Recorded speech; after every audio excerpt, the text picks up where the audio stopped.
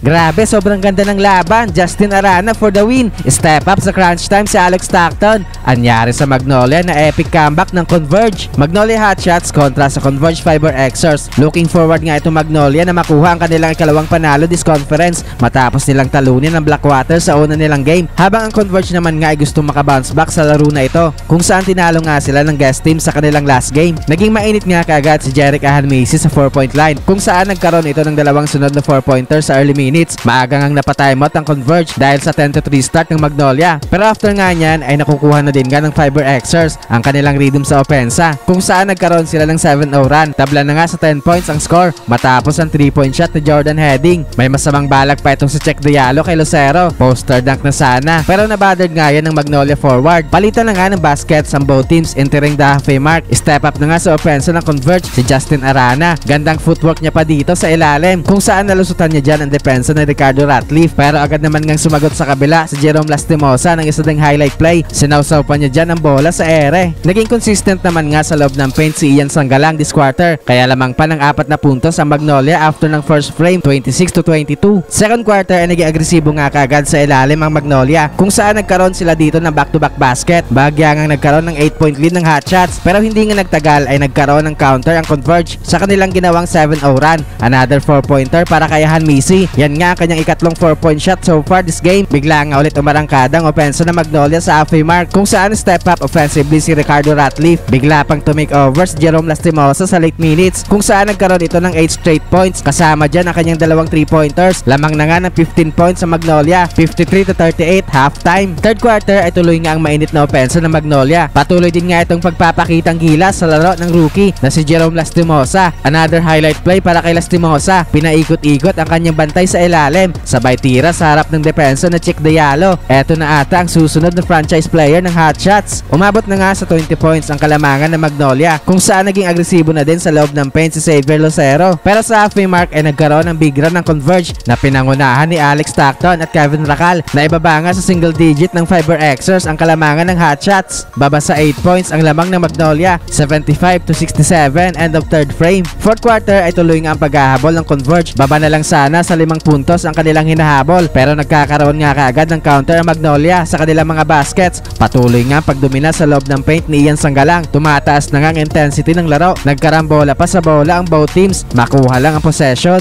Hindi nga basta-basta makalapit ang Fiber Xers kung saan hindi nga sila makahanap ng spark sa opensa. Pero sa late minutes ay dito nagkaroon ng run ng Converge kung saan step up sa kanilang opensa si Alex Stockton at Check Diallo. Baba na lang nga sa 3 points ang kanilang hinahabol sa 1 minute mark. With 43 seconds ay nagkaroon ng big 3-point shot si Alex Stockton kung saan tabla na nga sa 91 ang talaan. Nakuha na nga ng Fiber Xers ang kalamangan sa naging basket sa ilalim ni Arana with 5 seconds remaining sa game clock. Sa last possession ng Magnolia ay namintis ni Ahanmisi ang kanyang potential game winning 3-point shot kaya sa huli nga ipanalo ang Converge Fiber Xers.